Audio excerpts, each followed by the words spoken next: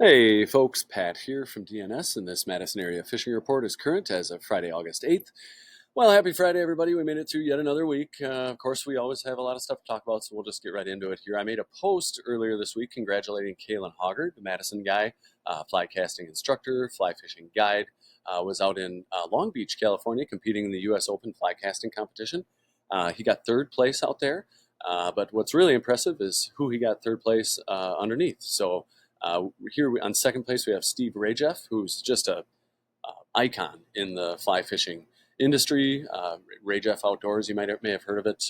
That's him. And then Henry Middle, who's also just a fly casting beast. So he's right underneath two of the best casters in the world, and wanted to just congratulate him on doing a great job out there. He'll be moving on to Italy, where he'll actually be competing with these guys. They're all on Team USA in the World Fly Casting Competition. So yeah, good luck out there, Kalyn. He's obviously a great caster, did a great job. I would like to think that maybe his hat choice that day had a little bit to do with his success, but no, seriously though, great job, Kalyn, and good luck in Italy. I guess a little bit of shop news here. We got coolers back in stock just in time for this heat wave coming through. Keep your worms cool and happy when you're out there in the heat. $12.99 for one of these, comes with a frozen freeze pack. So when you walk out the doors, your door here, your worms will be happy. It's friggin' frogging time. We'll be talking about weeds a lot in this report. So frogs are a great, super fun way to fish for bass.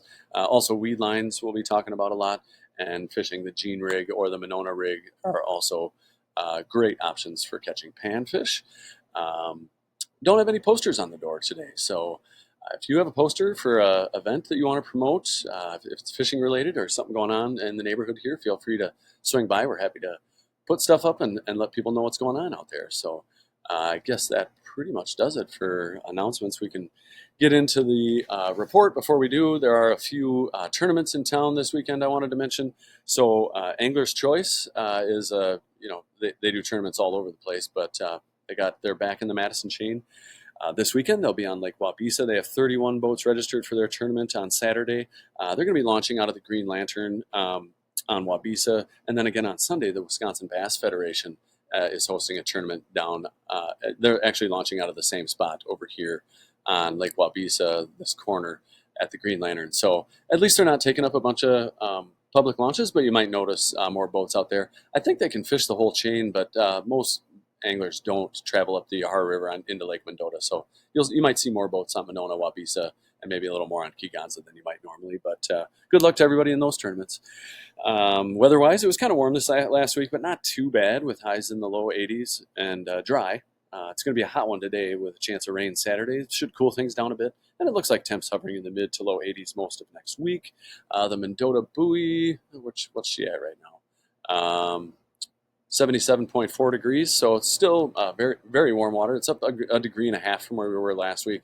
Last night when I left work, it was at 79 degrees, and I'm sure it'll get at least up to that today. So musky anglers probably going to want to find something else to do this weekend. The water will likely be too warm to chase those fish, but at the very least, do be watching your temps. And if the water is 80 degrees or warmer, you should give those fish a rest.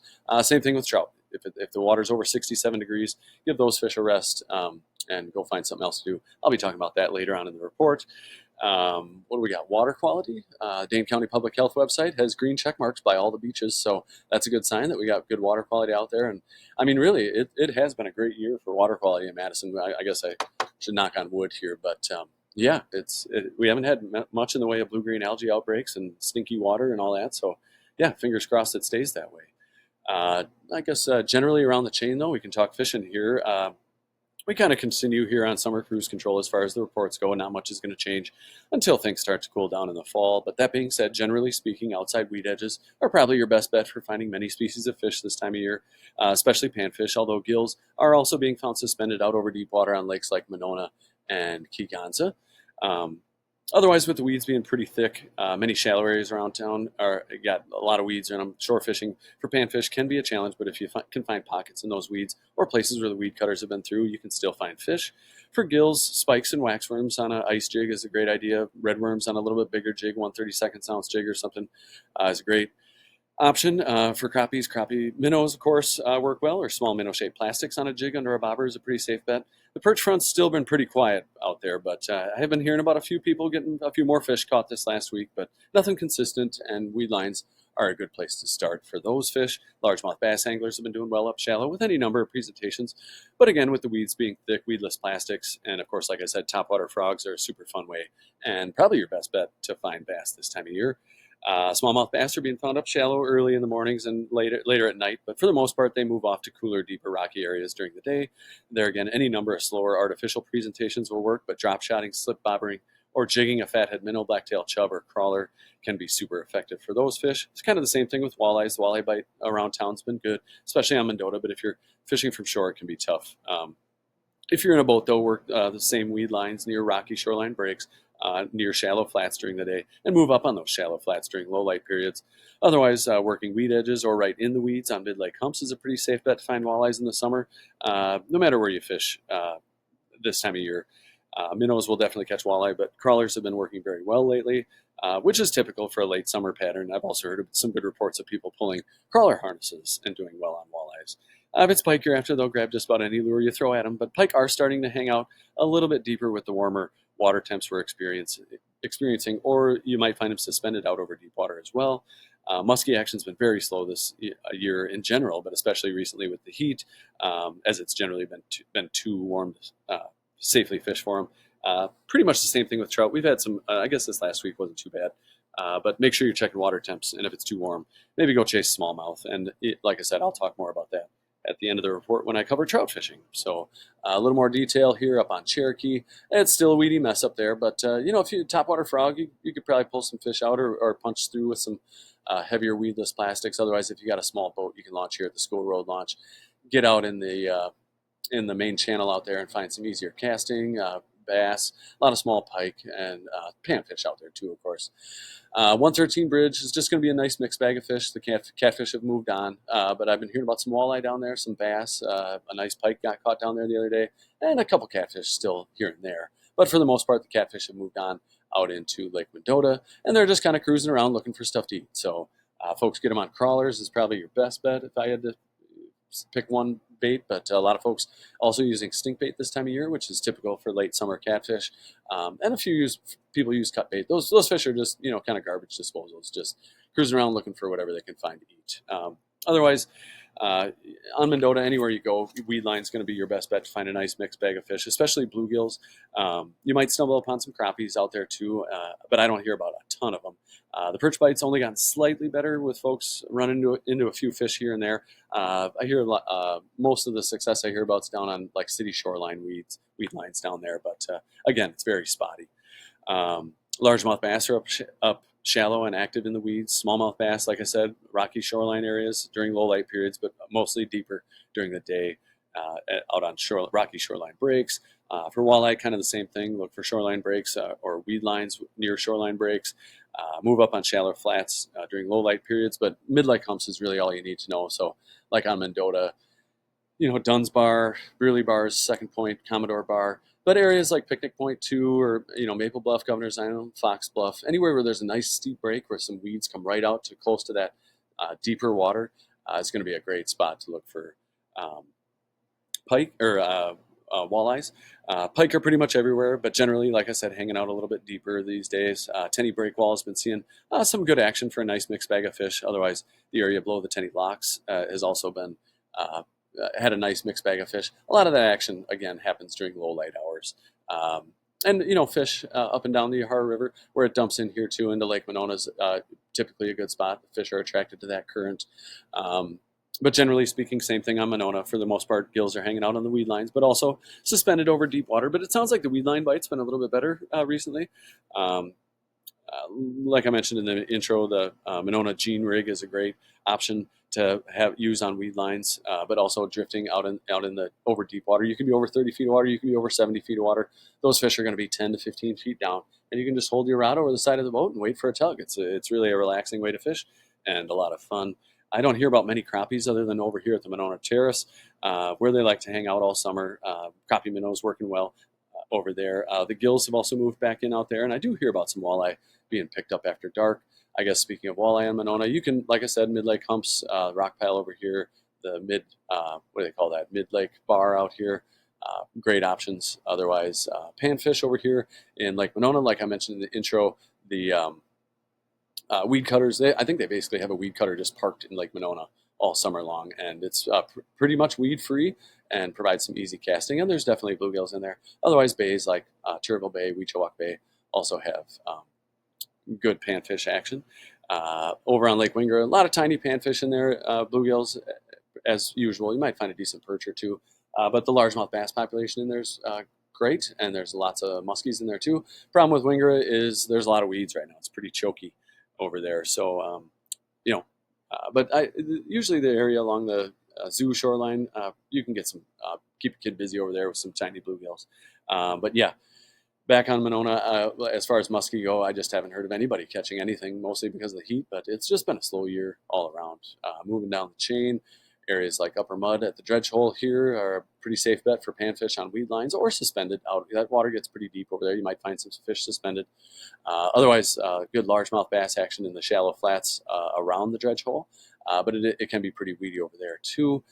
Same thing on Waubesa as everywhere else. Weedlines, you're going to find fish, panfish, a lot of bluegills over there.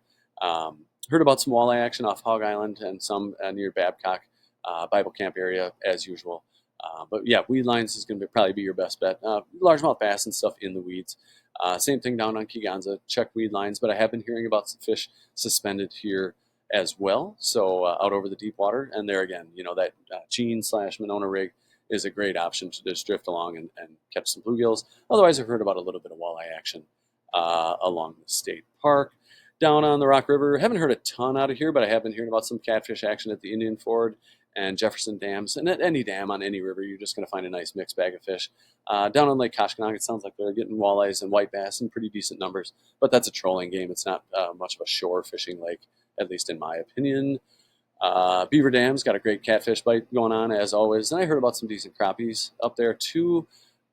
Devil's Lake, heard about some trout out there. Some folks getting some trout. They're suspended now, so same thing, like 15 feet down off the side of a canoe or whatever you got floating around out there, as it's motorless lake. But yeah, that's always a fun time. And the Wisconsin River, also pretty much on cruise control. The reports definitely sound the same week to week, but river levels are back down to definitely wadeable levels, maybe even a touch on the low side. But if you're looking for any kind of fish downriver, outside bends, anywhere you can find deep water. So outside bends, downstream sides of sandbars, downstream sides of gravel bars, bass. You look for wood along shorelines is usually a good producer, or really any structure anywhere, even just one stump in the middle of a huge sand flat probably holds a fish.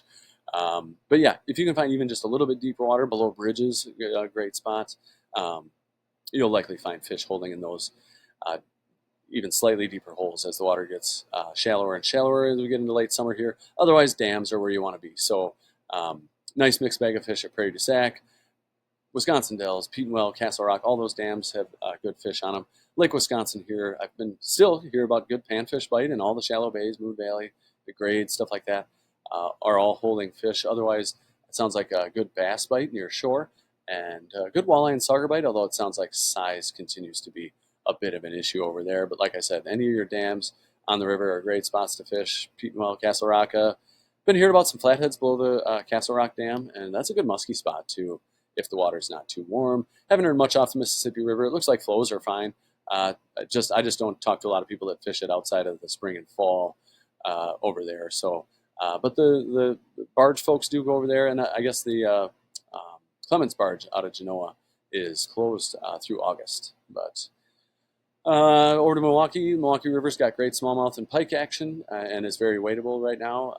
Out on the Big Lake, cohos are a little harder to find, but the king action sounds like it's good on the Big Lake, and those fish are going to start moving closer and closer to the harbors, and they'll start moving into the harbors as we get into later into August here, and then start swimming up the rivers in September. So it's hard to believe we are already getting close to the salmon run again, but we'll be here before we know it. I guess that pretty much does it for warm water stuff. As far as trout goes, like I said in the intro, you're going to want to be checking temperatures. We do have They say if it's 67 degrees or higher, you're going to want to give those fish a break.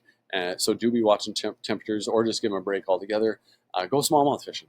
Wading is great right now on the Wisconsin River, Pecatonica River, Sugar River, um, Rock River, all the rivers have great opportunities for some fun fly fishing when the water's too warm for trout. But if you do find some cold water, on the spinning gear side of things, Rapala Husky Jerks and Countdowns are a great option. Crappie size tube jigs, Panther Martins, the same stuff I talk about every week. It works all summer long. If it's live bait you're using, it's hard to beat a redworm under a bobber drifted through the runs and tailouts. Otherwise, flies like beathead pheasant tails, hare's ears, caddis nymphs like you see here, some scuds, woolly buggers, even a pink squirrel, all will catch fish if the fish aren't looking up. Uh, Otherwise, your dry fly action is pretty limited this time of year. You might get a blue-winged olive hatch early in the morning or something, maybe a caddis hatch, although they're pretty rare this time of year. Tricos also maybe coming off early in the mornings. That's early, like before the sun comes up early. But you can get out there, fish the hatch, and then maybe catch the spinner fall before you have to go into work. So that's a good option while the water is generally cooler early in the mornings. Otherwise, if you can find cool water and you're not seeing fish looking up, toss a terrestrial. So ants, crickets, beetles. You can throw hoppers now too. Maybe in my opinion it's a little early, but I know folks are catching fish on hoppers, and it's great fun. This is my favorite time of year, terrestrial season for trout. So yeah, get out there and check it out. Otherwise, like I said, if the water's too warm, we got a ton of locally tied smallmouth flies in stock. Ben Lipchansky ties some really great flies for fishing the river, or any river really. Aztec Fly Fish Company got these unholy divers, are great. And then of course we got commercially tied flies, gurglers and poppers and frogs and stuff like that. So yeah, swing in, check these out, and get out and enjoy some warm water fishing with your fly rod. I guess that pretty much does it for the report. I do want to thank you for tuning in. Please post your comments and catches below. Do feel free to call the shop at 608-241-4225 if you want us to expand on anything, or you want some other local details. Otherwise, yeah, I do appreciate you tuning in. I wish you luck out there. Stay cool, and we will talk to you next week. Thanks so much.